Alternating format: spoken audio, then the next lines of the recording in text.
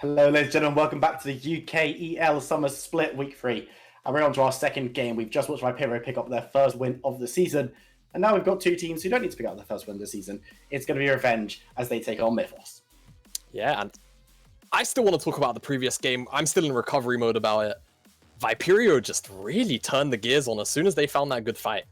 Man, I'm definitely looking towards Lucendi though. In terms of trying to secure their first win. I still feel like they haven't necessarily played terribly to deserve a 0-3 score in the table. So I feel like if you're one of the guys on Lucendi, definitely, chin up. The wins aren't really that far away. But looking at Viperio, it seems like, when they don't have Lucian on in their draft, they appear to look a little bit strong. No, I'm kidding. But in general, it's nice to actually see Viperio come out with something that's not necessarily shoehorned into having to be an early game only comp. Yeah. They gave themselves enough tools to kind of have decent skirmishing power in the earlier mid game, enough to bridge to Zuki and Ezreal once Zuki and Kaz to come online on the Ezreal and the Camille. So their draft all in all looked really good. Now I'm kind of sad I predicted Lucendi, but here we are. Predictions will be predictions. But yeah, let's look towards this new game, Will. Well, we're actually going to have to quickly look back towards the last game. Sorry to... okay. Throw that out of back. We've got to talk about MVP from the last game. I forgot to mention it, so that's on me. MVP from the last game. So I've got one in mind, but I want to see if you've got the same one that I do. I would probably end up giving it to Zuki for finding the flank in that dragon fight. I feel like that was a pretty pivotal flank to find, actually blowing up. I want to say it was Gould, though it could have been Emil. It was one of the two. It was definitely a backliner. If not him, then definitely Eric. A lot of his heroic entrances were pretty much game-changing, team fight breaking almost, to the point where, Lucendi had to wait for the ultimate to come down to be able to actually advance, but setting themselves up to get flanked by the likes of the Camille in that dragon fight. So I'm you know what? The more I think about it, I'm leaning into Eric. Whilst he might not have had individually the best performance in terms of score, I feel like he had a lot of game-changing ultimates just because of the nature of his champion. A lot of CC came down. So yeah, leaning into Eric, definitely could vote on Zuki too.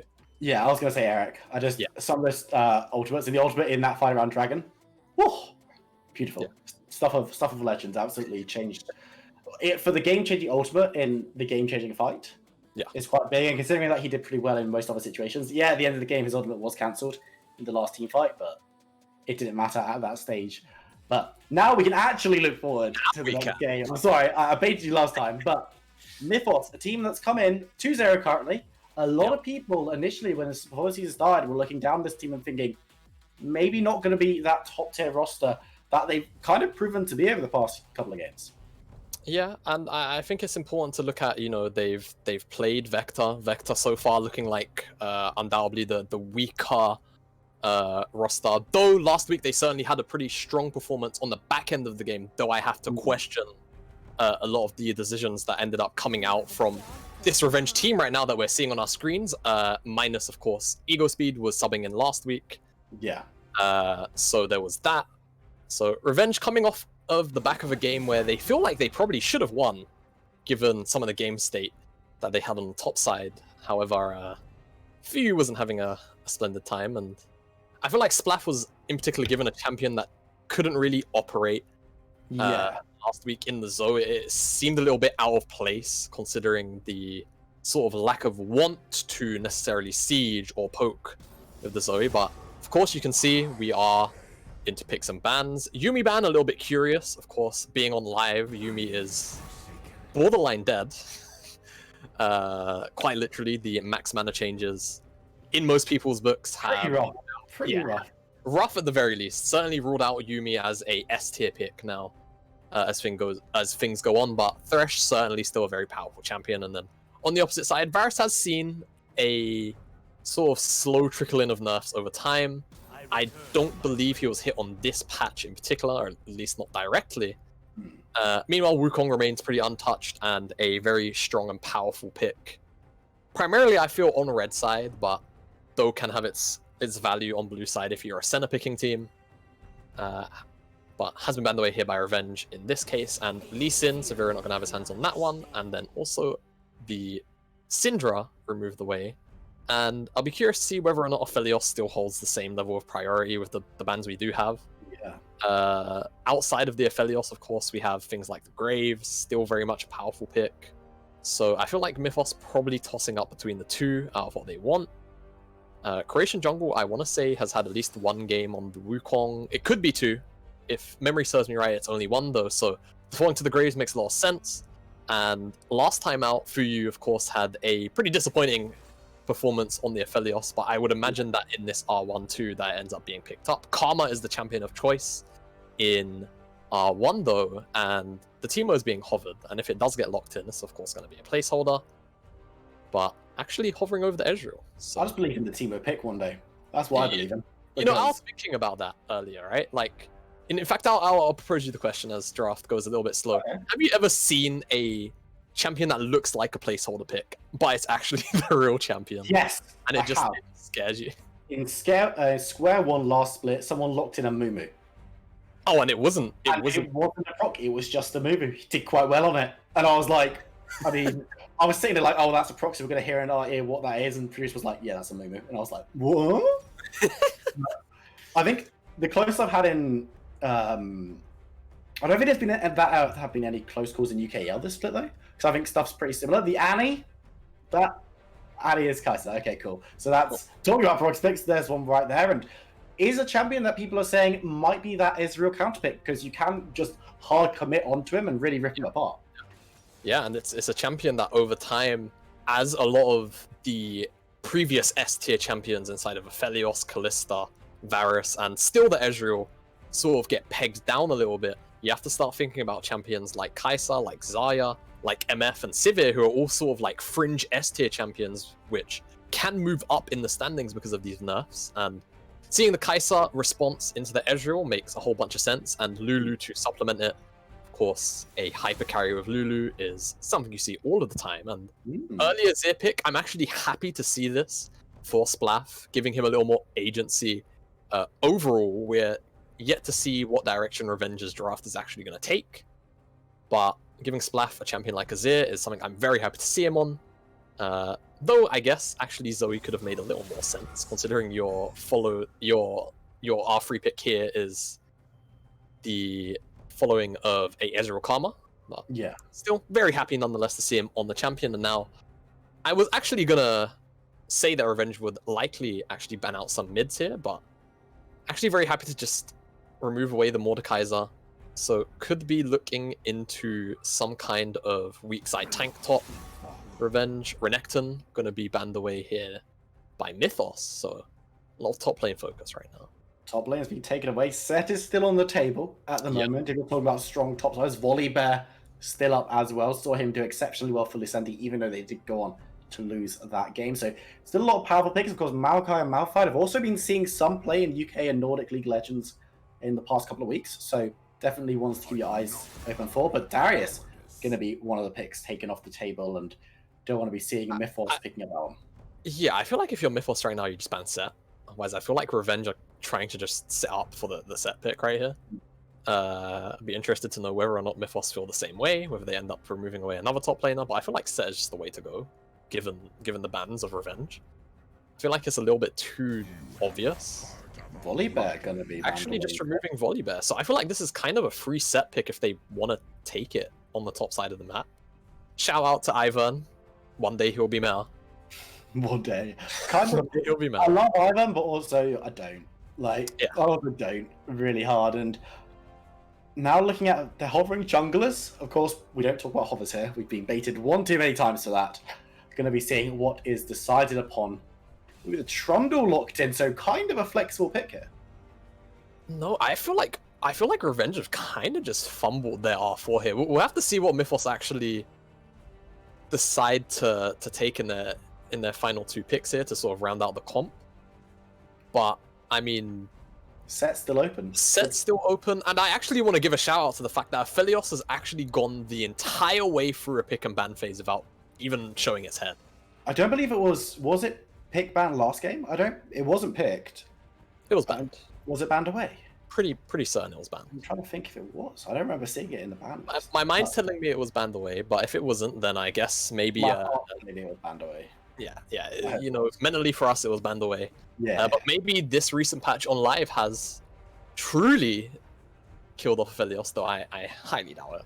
Let's get in, lads. Get rid of that champion. It's stupid. But the Shen going to be locked in, so no one wants to pick up the set, it would appear. Going to see what's going to be the last pickup for Revenge on the red side. Yeah. A couple of top lane picks still available. It's kind of a pinched roll at the moment. I mean, I don't want to say that Set is a really fine pick here, but Set is really fine. If you're Revenge, I feel like you're really happy to take the champion called Set. Okay.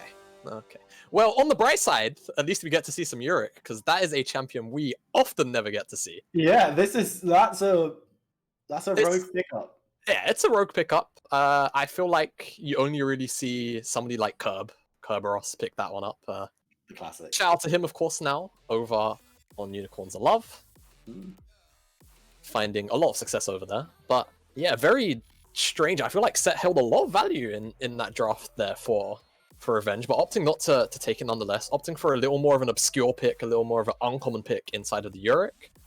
And of course, something we didn't really end up talking a whole bunch about was the Vladimir. Vladimir into Azir. It's an old school kind of, you know, does just about fine into Azir, and then eventually, you know, Vladimir will come online and be Vladimir.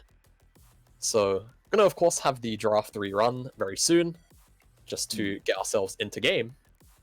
But I certainly feel like Revenge have a very interesting draft. They find themselves with a lot of sort of S tier A+ champions, and then Yurik's kind of just been thrown in there. Are you saying that Yurik isn't S tier right now? I'm saying that Yurik might not be the best champion of choice. Shocked. Though I still feel like Revenge have a pretty fine draft, regardless. I feel like all it does is sort of pushes them more into potentially a 1-3-1, as opposed to outright sort of team fighting with the Azir and the Ezreal later on into the game. Though they can still find those kind of avenues with a fine TP flank ward and what have you, or just circumstance can bring it about. But meanwhile, I really want to pull our attention to the blue side draft, just because, you know, we're seeing Kai'Sa now. We're on a new patch. I'm expecting that we're going to see a lot more Kai'Sa as time goes on, just because of Ezreal sort of remaining a prominent pick. So I'm excited to be looking down at that one. And then Vladimir, you know, it rears his head into games here and there. It feels like a bit of a pet pick for certain players. And then, of course, the Shen is sort of an uncommon one too. So, you know, 3 champions in total we don't often see inside of a lot of comp games. So I'm kind of excited to see how this one unfolds. I'm very excited. I'm also boiling. Goodness me. UK weather, am I right? Yeah, it's actually pretty warm out today. It is. It's a toasty one. It is a toasty one. But this matchup's pretty fire as well. Yeah, segue. There are a lot of champions again. It's kind of like last draft where there are just champions we don't get to see that much of. The Yorick is the one that really stands out, of course, but even champions like Vladimir and Shen, not the most picked often. So excited to see how they do it. Of course, I would say that no one's sitting here being like Vladimir and Shen are strange picks, but maybe not the standard that we've come to know and love from UKEL. But why don't you talk to me a little bit more about this Yurik pickup? What is he going to be looking to do as this game kind of develops? Well, I feel like Yurik is kind of just going to want to slowly take over the side lane, I beg your pardon, as time goes on. Not that he's necessarily useless in team fights, but he finds it very hard to operate, and particularly when he's going to be working into champions that do really well into his sort of range. Yeah. Of course, or being melee/medium because of the maiden champions like Vladimir, Kai'Sa, Graves, they all really thrive in those kind of environments. So Yurik, he's gonna have a tough time finding team fights. So I imagine he just wants to do his best to try and take control of the side lane. Because realistically, only Vladimir in my head can match him, you know, at a very, very late game portion.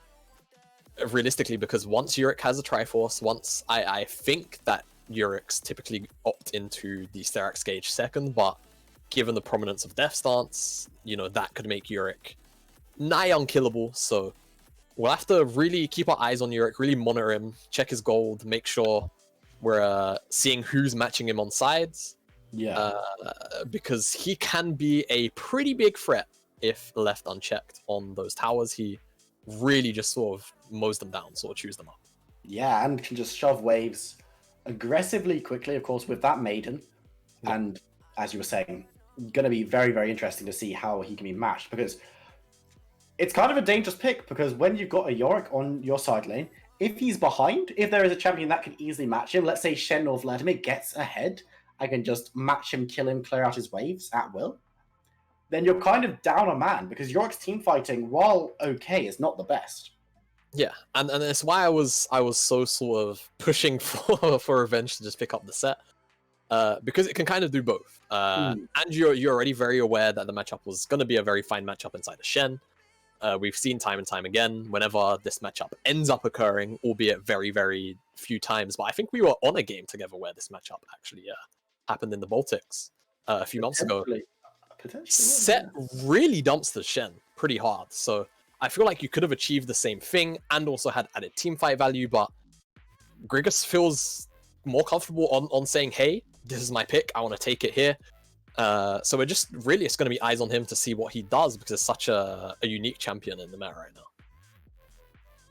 I just want to get into this one. I'm really excited. Last game was such a roller coaster of emotions for myself, for both teams. And this game is shaping up, at least in Champ Select, to be no difference. Now, Jamala, I feel like you predicted Mythos to win this game. Are you still confident? Because I mean, you've got a 0% success rate so far today. So... Yes, I'm pretty confident in Mythos. I feel like if they don't fall behind, the likes of Graves, Vladimir, and Kai'Sa are going to be really, really difficult to deal with the Lulu supplementing it and a Shen on top. However, I do have to really add that the carries of help me out here, bail me out, Will. Bail me. Revenge. I got there in the end. They really do outrange if they aren't, sort of jumped on in some really outlandish manner.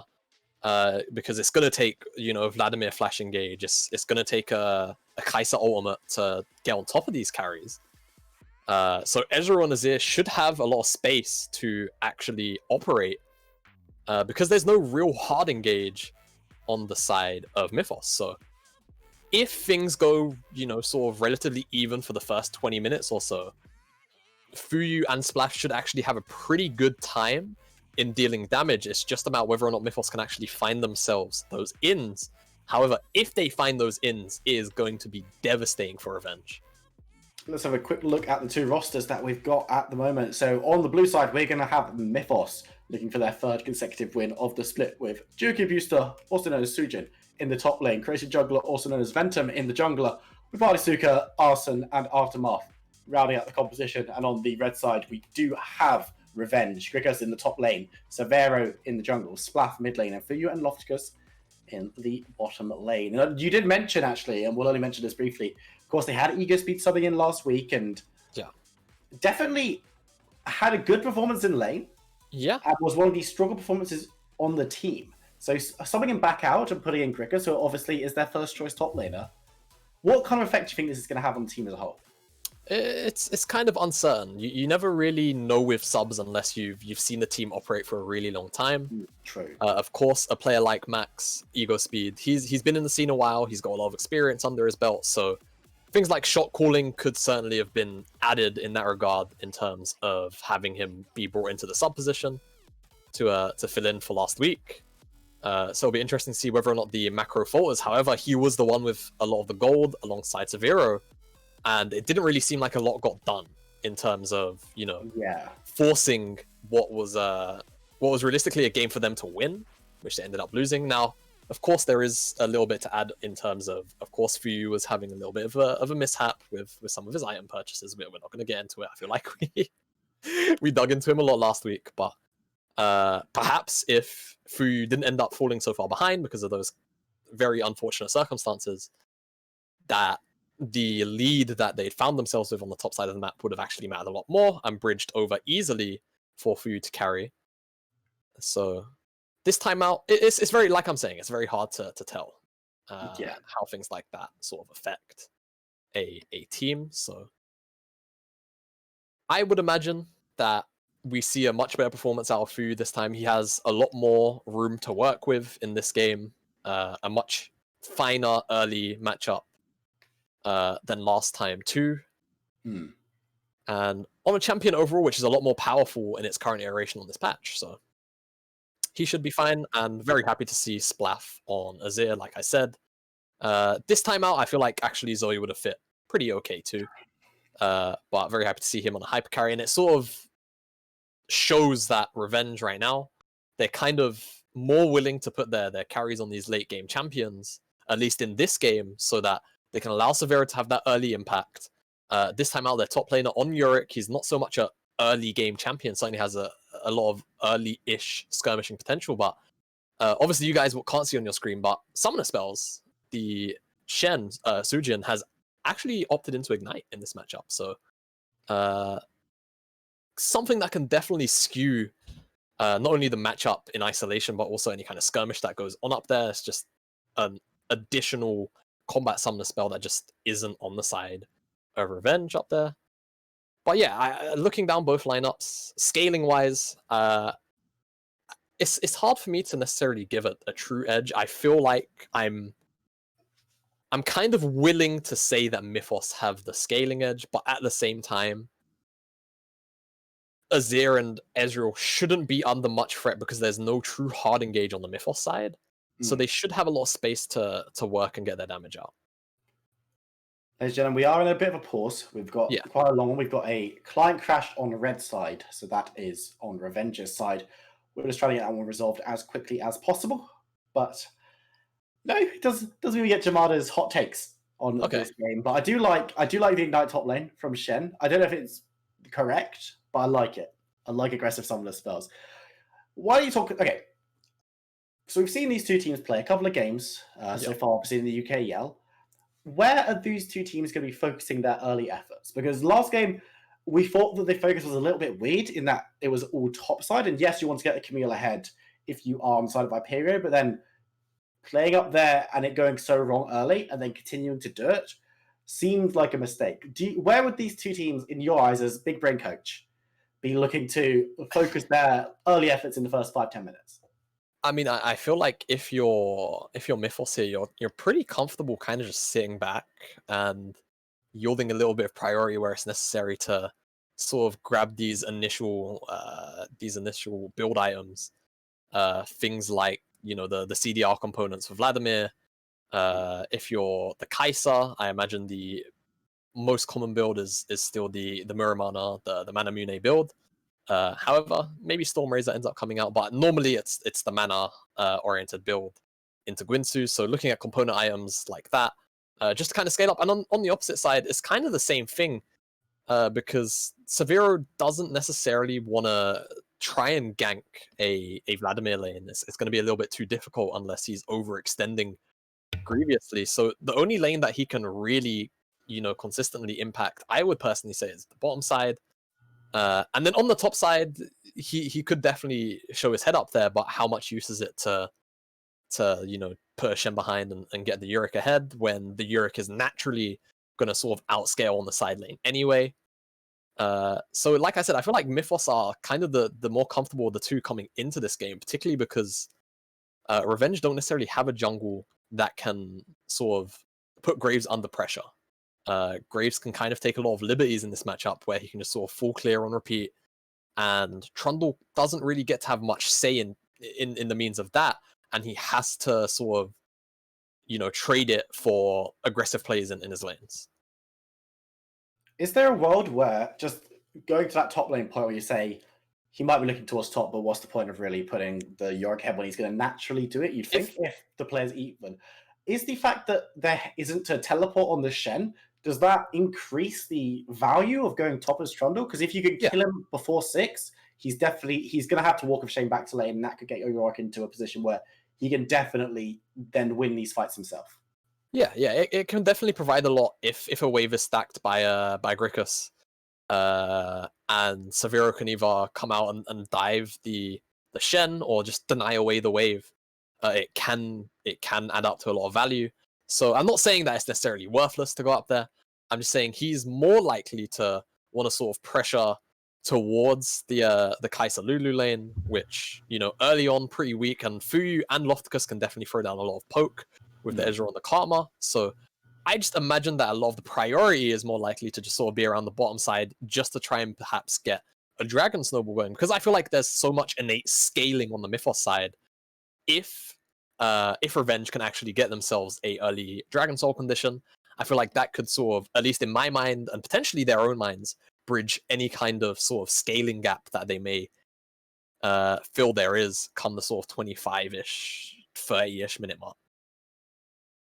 Well, looks like we're going back into game, ladies and gentlemen. Well, I say back into game. We've only had 3 seconds of the game before that pause, but it is kind of back into game. For our second game of the day, we've got Mythos on the blue side, we've got Revenge on the red side, and we've got a game of UKEL League of Legends for you. And there was just anticipation from that pause. They were just building up our expectations. Luckily, everyone is now connected and raring to go, and looks like these teams not looking for any kind of engages, or invades, I should say, just looking to set up lines of scrimmage. Yep, very comfortable. Just sort of sitting in that line of scrimmage right now. Yeah. Not looking for anything crazy, just wanted to make sure the other team is not looking for anything crazy. And both of these teams, obviously, this is a very different situation to the one that we had last game in terms of the position in the league, right? Because last game, 2 teams that had yet to find themselves a win. This game, Revenge obviously did falter last week, which they will be disappointed in, but Mythos are 2-0. If they win this game, they're in such a strong position. In just the grand scheme of things. You have to make top 4 to make playoffs this split, but they've turned up looking to upset people, and so far, they've succeeded at every turn. Yep, they have done indeed, and getting that 3-0 will certainly help towards securing that playoff finish. And we saw last split that all 3-4 was actually enough to find your way into playoffs. Albeit it was, of course, top 6 gauntlet style playoff, so slightly lower requirements there, but memory serves me right. I'm sure I think the 4th place team from last split was 3-4 in the grand scheme of things, so even securing this win right here could reasonably be enough to sort of take a lot of pressure off their shoulders in looking towards the future and looking towards this game. As things are, junglers starting on the same side of the map. Yeah. Seems like they will end up matching each other. Moving towards the top side, going to be picking up both buffs. Graves a little bit slower of the 2, as Trundle will be happy to get the early advantage, but top side, Shen is pushed in, which could be a little bit of an issue in the mid lane. Artie going to be bullied a little bit, but the Vladimir, it's not aggressive as sustained just yet, but should be pretty happy just to sit in that lane and scale up. Yeah, very happy to sit in that lane and scale up. It is a very old school sort of, not necessarily a counter pick, but a pick that Azir can't really bully out too hard, as I'm going to have to hold this. Speaking of bullying, Severa's gone in on to Sujin in the top side, the Shen. 2v1 does get a nice taunt down, and here comes Ventum just to disengage. Might actually be looking to re-engage, but Shen needs to be a little bit careful, taking some damage. Grigas turning around. Severa is gone low. Flash gone forward. Teleport coming in on the top side. As we see first blood going down to Grigas looking for another. Flash comes through from Ventum, but now Severa and Splath moving forward, going to get the pillar up. Will they be able to get anything more damage coming through from Splath? Ventum trying to get away. Will he have any response from Vladimir? Artie yet to move, going to be starting up just now, but will it be too late? It might be, but Ventum, anyway, Splash flashing forward. Will he be able to get double buffs? Will he be able to get the kill? He will be able to, but will fall immediately after to Artie, who will get the buff transfer completed on himself as he turns up and picks himself up a kill. Yeah, and a very prolonged skirmish off the back of that gank, and it's just a very curious decision from the Mythos top laner to walk back into melee range of Trundle and Yorick right there, and gives over his life for little to no reason. And on the backside of it, Splash finds a pretty good TP to eventually run down the jungler of Mythos, but does end up buff transferring the doubles over to Artisuka, so could potentially skew that matchup for a little while. Having double buffs is certainly a nice to have for Vladimir. The health and CDR components, the health regen, I beg your pardon. CDR components. Very, very helpful for his lane. But yeah, very, very messy stuff on the top side of the map there from Mythos. No real need to ever want to try and re-engage. Feel like perhaps a little bit overzealous with the fact they have the Ignite, potentially. Could have weighed into the decision-making there. But now if you're Revenge, you're very happy. You take that. Your Yorick is pretty heavily down in CS, but the wave is bouncing back to him, and he did pick up the kill, and he based to buy a call, so eventually that investment is going to come back as trade. Just trade the top side, nothing too scary. Yorick losing out on these early trades to the Shen, to be expected to some extent, and I would say with that Cull, assuming he can stack it up, we'll be able to give him some assistance, but Artie now with that dub buff, going to be feeling a little bit happier to be a bit aggressive onto Splav, still losing out on these trades in the short term, but we'll be able to row back up. And Artie a little bit, not worried there, a little bit disappointed he stayed in lane for a very long time, didn't really roam up. You've got to feel that he maybe could have saved Ventum had he have moved forward and gone as soon as Splav started teleporting. Yeah, potentially. He did have a lot of free time. However, Vladimir, not exactly the best wave pusher. Probably didn't want to leave his lane in a poor state. Would be the reason, I imagine. And off screen, will be Revenge picking up that first early Cloud Dragon. So playing into exactly what I was imagining they would probably look towards. A early Dragon Soul could certainly bridge any kind of gap in the scaling department if they feel a little bit worried, even if it ends up rolling to a mountain here, as the Ocean Dragon is going to be the next one that spawns.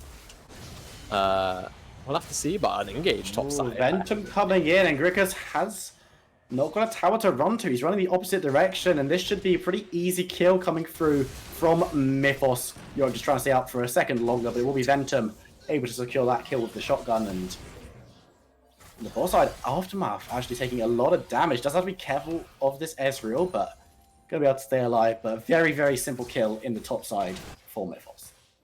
Yeah, very, very simple kill, and thankfully didn't have to blow his TP in the last exchange. He goes very low, goes into pool, gets the ultimate coming in from Shen, and Splav needs to be careful, actually going to be moving away. No support in the distance though. And Artie's going to be able to turn that one around. It looked very bad for him. But Vladimir and Shen can stay alive for a surprisingly long time. Yeah, just not enough respect for the fact that the Stand United come through at that timer and gets baited in by the very low health bar. And it doesn't really look like Soijin is actually even going to lose much of this roam. The wave was already slow pushing into him. Grikus only now really about to deliver the wave. And talking on the previous point, Grikus didn't really lose much because he had teleport from the gank. It's just a very awkward gank to die to. No real need to ever give over the gold or the XP in the first place. And finding himself picking up an entire plate off the backside. So slowly you feel kind of gold being put into his pocket sort of slower and slowly. We'll have to see whether or not it results in a very early Triforce pickup, or timer, I should say. As both teams, or at least Mythos here, going to be the slower of the two to rotate over to the Herald, as it seems like Ventum is more interested in farming up right now, and same for Mythos. Doesn't really seem like they're even aware that this off is going to end up going down. And Revenge even poke their head into the blue quadrant of Mythos' jungle and pick up a blue for themselves. So put that up. Okay, Splav, let's calm down. Needs to be careful, needs to give a bit of respect, because disrespect in the mid lane was what cost him his life last time. And yes, there's no Shen out right now, so maybe can look to be a little bit more aggressive, but Artie's not doing badly himself, does have a bit of damage, and of course, these little amounts of poke that Azir's going to be putting out, Artie's not going to be caring about because he is Vladimir. You do see Mythos, Revenge moving away from that Rift Herald, able to pick that one up, is in the pocket of Severo, deciding where he's going to want to drop that one down, but yeah, been a very back and forth and quite a messy first 10 minutes or so. Yeah, very messy first 9 minutes here, and this is the second game where I'm kind of disappointed in one of the team's movement around the Herald timer here. I just feel like Mythos, once they see Yorick show up bot, they should just be aware that they're going to be slow to the top side. And they should just maybe try and look to trade off on some bottom plates. I feel like Griffus should be fine. Might be in trouble actually though. Creation Jungler Ventum able to get a lot of damage down. Severa's coming through, but Yorick gonna be taken out with the collateral damage and the flash forward from Sujin. Now Severa actually could be in trouble himself, looking to get onto Ventum, will be able to do so. Will he be able to escape from the Shen? Will be able to do so as well. So nice response there from the jungler, but still Griffus extended hard to get some plates, but it costed his life. Yeah, and you know what? Viewers, I lied. I apologize, chat. Hadn't realized that Venom had based for a full warrior. So a lot more damage came out of that shotgun than I expected. And Griffus just falls. And yeah, Severa is there to at least trade back the kill. But again, a kill onto Trundle, it's not really going to be achieving too much. So I feel like both teams sort of, you know, no one really benefits from anything. People just die to die. And once again, Revenge back out on the bottom side. They have their bottom side there and ready for the next dragon. And already, I like to see Lofticus and Severo moving into the river together as a sort of buddy system, looking to probably just get down some vision. And yeah, I feel like for that segment of the game, Mythos were a little bit slow there to actually find some kind of meaningful response to the Rift Herald swap. As okay, this is starting to turn into a sad matchup in the mid lane. Just a little bit, obviously Vladimir really enjoying putting the pain down and able to just sustain for any chip damage that is putting into him right now. Dragon on the menu though, and these teams are looking to fight over it for you. He's going to be going near side, it needs to be careful. Ventum marauding forwards, going to be forcing the members of Revenge to back away, and now they've got full priority over the Dragon Pit. No teleport in the top side, but Ultimate is available for Shen, so actually, even though he's got Ignite, does have the teleport advantage on this plane. It doesn't look like he's even going to be needed, as Revenge not happy, but they will give up this dragon because they don't want to be denied, they don't want to be losing out on anything. Splaff hills to catch out Artie, who was going a little bit aggressive, and Dragon will fall. And for the second game in a row, the Inferno blazes across the rift. Yeah, and that's a really big loss for Revenge in my opinion. I feel like whilst yes, they do have the innate scaling of an Ezreal and an Azir, and it is quite a lot of scaling, and on top of that, of course, the Yorick on the side, I feel like the comfort of potentially securing an early Ocean Soul, or early Dragon Soul, I beg your pardon, could have just sort of been enough to bridge any kind of scaling gap that may occur because of the Kai'Sa, because of how big this Vladimir is getting, and of course because of the Graves, with the Lulu to back them all up. But losing that is pretty unfortunate. On the top side though, at least going to be able to secure the tower on the top side, and that first tower of the game, so it being before the 40-minute mark, all of the bonus gold available to them, so giving that to Yorick is a pretty big deal. So at least happy in that trade on that side of the map, but certainly not happy to have been the first to sort of move back down towards the bottom side and still lose out on the Ocean Dragon. And like you say, the Infernal Soul now at play, and certainly a very devastating soul for either team to concede. Very, very powerful champions to give an Infernal Soul over to. Yeah. Very similar to last game. And in fact, I'm getting shades of last game from this whole situation, right? Because you look at the game state right now, and you're thinking, okay, Mythos probably shading it at the moment. We liked their draft a little bit more as well. But the slow rotations to Rift Herald, the team that does well with the Infernal Dragon, and the team that's kind of taking control of this game, we've seen this one already. We've seen this song and dance. We've seen it today. We've seen it. Oh, Ventum coming in. He sees the Karma is looking for the kill, and with Sujin there, that's a guaranteed one. They commit 4 members, and we'll be able to pick up the support. And with resets coming through from Revenge as well, they're not going to be able to respond on the other side of the map with anything. So, very nice time to make one of those plays from Mythos. Yeah, and Griffus is pushing in this top side, and that wave is going to be met by Arson, so he's going to be very, very happy to just eat up this entire wave. Shouldn't be at much Forever Dive with his ultimate up, though you would be surprised at how much damage a Triforce Yorick can do at this time. However, he's not exactly far ahead in XP. He's actually only 1 level up on the AD carry, which is something you don't typically see out of a solo lane to AD carry XP comparison. Fuyu, on the other hand, is actually level 9. So very comfortable at this point in the game, and if we're going to continue the trend of levels, Vladimir is level 11 at 14 minutes. It's Artie's having an amazing game, and I think Artie, this split, has been having a very, very good time of it. Has definitely proved a lot of people wrong in terms of his performances so far, me included, must be said. And very, very impressed with how he's playing this matchup. Splaff obviously giving over the kill early wasn't optimal, but Artie's just been playing very smart, and that's been a trend so far this split. From the entire of the Mythos lineup, they've been playing very, very smart, and while this game, they're not in the strongest position they've ever been in, you can see that already. Their shot calling, while it's not always perfect, is team orientated. They do like to follow up on the plays that each of them are making. We saw it bot, 4 members instantly moving through and grabbing a kill. They're able to scrap over these objectives. Yes, they're not getting them this game as the second Rift Herald is picked up by Revenge, but honestly, very, very impressed with how Mythos has been playing this game and this split as a whole. Yeah, Mythos a team very happy to live and die by a call. Yeah. So it's always good to see that. You at least know a team is on the same page. But yeah, very impressed with Revenge's control over the Rift Heralds this game. Of course, had to give over that dragon, the second one of the game, so could have been up on that one. Perfect objective game. Denied away. Feels like sort of undeservedly. A little bit. They definitely had their foot in the door first, but Mythos sort of shut it back. Took it anyway. And now we're kind of just going to go into a momentary pause, momentary quiet time, but Dragon is spawning, so you imagine a skirmish is on the horizon.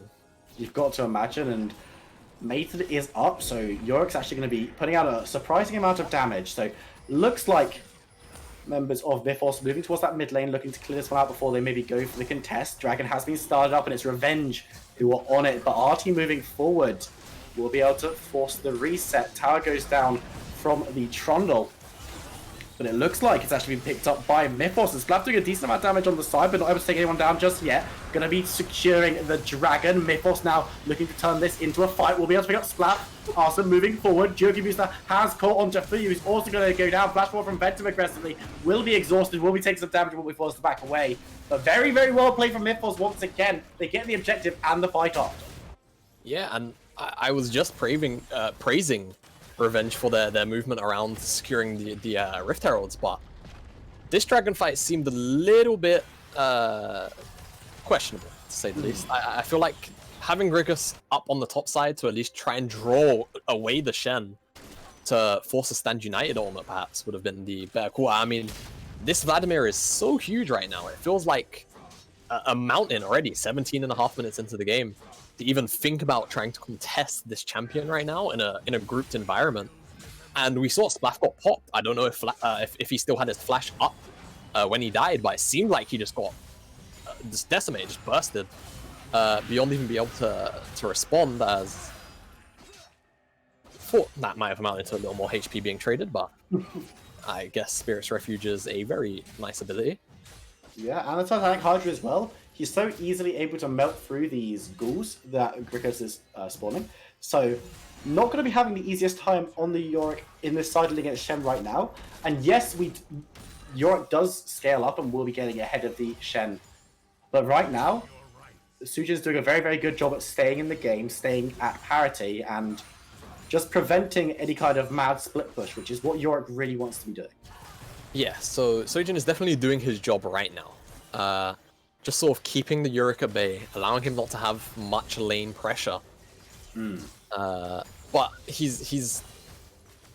I kind of feel like I have to put Grigus at fault for not really having much side lane pressure when it matters, when the objectives are up. He's only kind of... It feels like he's kind of come to group, at least at that dragon fight, it felt a little bit unwarranted. Had the teleport available to him. He, like I said, coming into this game, Yorick doesn't really enjoy team fights versus this composition. It's going to be kind of hard to get in range of a Kai'Sa that's got a Lulu on her back, a Phase Rush Graves. Vladimir's probably going to outdamage you at the moment in a team fight setup like that, as opposed to an isolated 1v1. So feel like he could have. Okay, He getting some damage down onto Splav. Is going to pull away from the Emperor's Divide as well, forcing the flash from Azir, and may well be getting the kill. Splav actually surviving for a second longer, but the ultimate will burst, and he will burst the Azir. And once again, Artie showing up big on the top side. Yeah, I feel like at the start of that, Artie didn't actually know how much damage he would deal. Hence why the Hemo Plague wasn't immediately dropped with that burst. But nonetheless, just follows up on it regardless. Has enough HP and healing to sustain the tower. Dives Splaff, and Splaff can't side lane anymore. He can't side lane into Vladimir at the very least. And now this is where things start to get kind of awkward for Revenge. As we're seeing a very... Ricker's maybe in trouble, trying to move away from Shen and Graves. You've got teleport behind, which means that Griggles is going to feel a little bit more confident to get back involved. You can see Splaff's coming on the Azir, looking to get some kills, but Sujin going to be able to taunt straight out of that one, and resources burnt, nothing gained from Revenge, and they have started to fall further and further behind. Yeah, further and further behind. Now, 2,500 gold is the sum of that deficit they are in. And as I was saying before that play, this is where I start to kind of worry for Revenge if they can't have Grickus sort of out on the map in a position where he can actually have pressure and threat, where he wants to be. He's building towards that death stance. He wants to be a menace in that 1v1, but he can never really be that menace if he's grouping for every team fight, or if he's never really past the middle point of a lane that he's in. So Revenge really have to try and find some way, whether it's as a team or just Grickus individually, to actually make pressure happen, because if he's not, the pick is kind of gonna start to feel null and void if he's not able to actually pressure down these towers. Now, of course, we are still in the sort of what you could consider teething phase for Yurik, right? He's not his twilight spike yet. So it could be a little heavy-handed to talk about Yurik in this manner. This is going to be the important phase of the game for a champion like this, right? That wants to put down pressure on the side lane. You know, so it falls into the same categories of champions like Camille and Fiora, where this is where you want them to be on the side lane. And again, Grickus is actually rotating down to this dragon, as opposed to just being on the top side with teleport and ready. And at this point, I start to have to wonder, is this just a misunderstanding by the team and potentially by Grickus himself of what he wants to do? Because right now, they are in no realistic position to actually contest this, right? Look at Vladimir's items. You just have to press tab. You have to see that Kaiser's online, Vladimir's online. Just look at your own carries. Yes, Fuyu has his 2 core items, but Splaff is sitting on just a Nash's tooth. This isn't a fight that you're going to be able to contest. And finally, Grickus recognizes and actually bases and walks towards the top side. And at least Mythos sort of taking their time with taking this dragon. They could have actually started it almost immediately with the pressure of the Vladimir, but taking their time at least. But that could have been a very, very downward spiral had Revenge actually opted into immediately contesting, as we're starting to see Arcus doesn't really have any real match here. I don't even think Grickus could hold him if he wanted to. The Infernal picked up here by Mythos, and really just in the driver's seat now. Definitely in a commanding position, and Mythos, they can afford to be a little bit slow. Yes, Grickus did rectify the mistake that you pointed out by moving to that top side, but it's worrying signs from Revenge right now. They've lost that dynamism, that early game willingness to be the ones to rotate first, to be dictating the tempo of the game. And without that, they've just fallen further and further behind, as I said before. Vladimir now in a great position to be in a side lane versus absolutely anyone. Splaff still not really doing all that much as this Azir. And yes, he's going to be able to sit back in late game team fights and absolutely rinse through people, but Vladimir currently just does not care about any of that. Grickus can be on the side lanes and can push pretty hard, but maybe hasn't been there in the optimal times and has not been using this champion to its optimal state just yet. You can see Vladimir now is the one they've sent up to deal with him. Baron buff is the only objective on the map right now, so Vladimir going to be very happy to be the one nearest to that objective, and you got to imagine it's only a matter of time before Mythos potentially look to make a play on it. Yeah, only really a matter of time. They could very easily sort of just wait this one out, just sort of slowly choke out Revenge more and more, and terms of resources, in terms of the jungle camps and waves here and there. But you would imagine that they want to try and secure this Baron and sort of use it as a buff to brute force the Infernal. Yeah. Particularly with how powerful Artsy is right now. And sending him to the top side sort of indicates that that's how they want to navigate things, as Arson gonna base very, very strong at the moment with his 2-item spike. You'd imagine after this, with the dagger in inventory, he is gonna go into the AP variant of Kai'Sa. Very happy to do so here. And finally, this is what we kind of need to see from Revenge, right? Just sort of slow defensive vision and just let the Yorick push down the side lane. He's 2 items now. This is the kind of point where Sojin the Shen isn't really going to be able to match him properly. Doesn't necessarily have Grievous runes, hasn't opted into any armor either, so he's a very squishy target. However, right now, rotating back towards his own jungle, going to let the wave bounce back. But I feel like he really wants to try and knock on these tier 2 towers. Be on the opposite side of Baron right now. He's kind of just wandered around. Now he's recalling.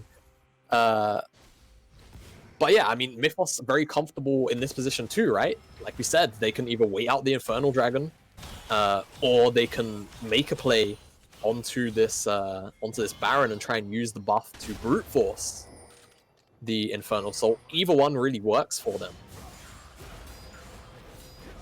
But we're just going to end up in a lullscape for now. Yeah, very slow one. And Mythos can afford to wait. They don't have to make any rash plays. We've seen it from a couple of teams in this league where they sometimes struggle to be patient. They sometimes struggle to wait out these good positions. And you can see that's not going to be a problem coming in for Mythos right now. They're happy to sit back, clear out waves, deal with Grickus on the side, make sure that no objectives are being brute forced by Revenge, and I'm just going to wait out this. It looks like it will be the Infernal Soul that they're going to want to be fighting over. Haven't made any signs that they want to be getting the Baron right now, and I respect it, honestly. This Mythos style of play, yes, while it's not as action-packed as we've seen from a lot of the other teams right now, it's very, very smart. Yeah, it's smart, it's very calm, and it's disciplined. They know they don't have to necessarily risk a flip at Baron. So why even bother? Let's send our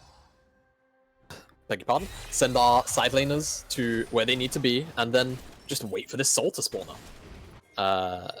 We know that as things stand, that Revenge probably won't have the gold income to actually have the items and be ready to, you know, actually even contest this. And if you look down the items, you know, Trundle is a support in this game, right? Ezreal isn't necessarily close to his death stance right now, and because of the nature of how the game's been, and how powerful Artsy is on this Vladimir, Sklap's been forced to go Banshee's Veil second, so he's not really dealing out damage. That's not a Leandries, that's not a Death Cap. Revenge, I honestly, I'm starting to kind of struggle to see how Revenge find their way out of this pretty gargantuan hole without it being a miracle team fight or a majestic level of misstep from Mythos here. Dragon spawning up. This could be the one the Revenge have been waiting for. This could be a situation where they force that majestic misplay, but Artie looking forward towards Grickus. They've sent men to try and catch him out, but actually a lot of burst actually being used from Vladimir, not getting too much onto the Yorick, who's now able to rotate down towards his team. They are stacking up as a 5. Yeah. But even so, I am still worried. I do not know if this is a situation that Revenge really want to be in. They lost out on the Rift Scuttle, so they're going to be losing out on that vision, and movement speed is going to be in the favor of Mythos. Shen's not there yet, but in the top side with Stan United, will be able to get involved as soon as he's called upon. The issue is, Revenge are still losing out on this, right? They can just sit here in this song and dance. Okay, they're going in. Forward. Sand United has been used. Venter putting out a lot of damage, and look at Artie. He just does not care about anything being thrown his way. And Revenge getting ripped pieces. Arsenal in the backline gets 1, gets 2, looking for more. Doesn't manage to pick up the first. It's going to be Vladimir picking up. And will he be able to clean up? Yes, he will. Triple from the Kai'Sa, a couple for Ventum and Artie, and they wipe Revenge out. Yeah, and that's going to be the Infernal Soul to boot, so they've got a lot of options here. They could go crack open the base, they could go and do Baron. Seems like Han's kind of in the cookie jar. Kai'Sa are pushing up the mid-tier 2 for now. They certainly have enough time with the death timers, but there are teleports available, and there is that pink ward in the top side, but with the Infernal Soul, I feel like it's too much damage to deal with. Mythos are just too far ahead. And I was saying, Revenge are... I was struggling to see ways how Revenge find their way out of that deficit. And now of that map state right there, with the Shen up in the top side of Stand United, Grickus wasn't there to match, and the teleport's coming down. It's too little, too late. Teleport's basically null and void, wasted. And I have to say, this R5 Yorick just hasn't worked out. They haven't really played towards the condition of the champion. They've not really provided the space to Grickus on this champion to sort of work the side lanes properly. And it's kind of disappointing in a way, but credit to Mythos. They've found themselves the individual leads across the board, particularly Artie, who kind of just dominated the mid lane matchup on this Vladimir pick. Again, a pick that, you know, used to come out as a commonplace response to Azir, so credit to him in not just locking in one of the more traditional picks, something like Orianna or Corki if it was up. So happy to see a little more champion variants, but Revenge, despite their really good map movement early on, it doesn't really translate or amount to much. They still lose out individually in the matchups, and they haven't used the Yorick to any great display of anything. It hasn't yielded any results on the side lanes. And now they're in the position where they're down an Infernal Soul. They're down this Baron for now. And just got an interesting, okay. Aftermath needs to relax a bit. It's still still a Yorick. Put against the Yorick, but something else that's worth noting as well. We talked about in the champ selection in very early stages of the game. You were like, well, one thing that Mythos don't have is hard engage. So the Azir and the Ezreal are going to feel quite safe. When Arsenal's hitting Mach 5 and coming directly at your face, like, you don't need hard engage because the backline's dead. Yeah, you don't need hard engage if you've got this big of a lead, and especially how much pressure the Vladimir and honestly the better mid-game macro. Oh, wow. Splav used the Emperor Divide defensively. Severa stepping forward, damage coming through from Artino. Blows Karma out of the water, and now going to be able to stand in the front, looking for 3. Will be able to land it. Arsenal on the side against Grickus. Doesn't even need to commit to the fight, particularly triple kill coming through already for Vladimir. Only 2 members remain on the side of Revenge. Going to be losing their towers all across the base. Going to be losing inhibitors in every single lane. And with the Baron buff still running, may well lose their Nexus as well. Are they able to just keep everyone else, keep the Trundle away from them? Grickus on the split push as he's been throughout this game, but it's not going to be enough to secure anything. And it's going to be Mythos taking the hat trick of wins in the first 3 weeks. Yeah, and that third win for Mythos is going to be really, really important in securing the playoff positions later on down the line. So realistically, only should need 1 more win to sort of at least guarantee a top 4 finish. Probably, so very, very happy with that win. And if you're Revenge, again, I feel like this is the 2nd week in a row where you're really disappointed with yourselves. Certainly a game where they probably could have taken a little more control with the agency that they had with the stronger map movements early on. But they sort of just sat there, sat on their hands. After each map movement, they would trade a tower here or there. But it's not amounting to much, right? You're not putting gold onto the Azir. You're not bailing Azir out of that horrid matchup that he was into with the Vladimir. And not a lot of gold was realistically being put onto Fuyu either. So I kind of just have to wonder what was really going on the bottom side of the map. And then meanwhile, they sort of ignore what I feel like would have been a better pickup inside of the set to at least facilitate themselves in a better manner in the team fights. And they replace it with this Yorick, which, sure, it's a speciality pick. Seems like something that perhaps Grickus is kind of just familiar with. Said, hey, this seems like a pretty good spot where I could pull out this champion I play a lot in my own time, and I could actually take over a game here. But whether it's Revenge as a team or him individually, it just didn't seem like they understood that Yorick could not team fight in those conditions. Vladimir was too far ahead, Kai'Sa was too strong, Graves was too strong, and on top of that, there's a Lulu to facilitate all of these champions.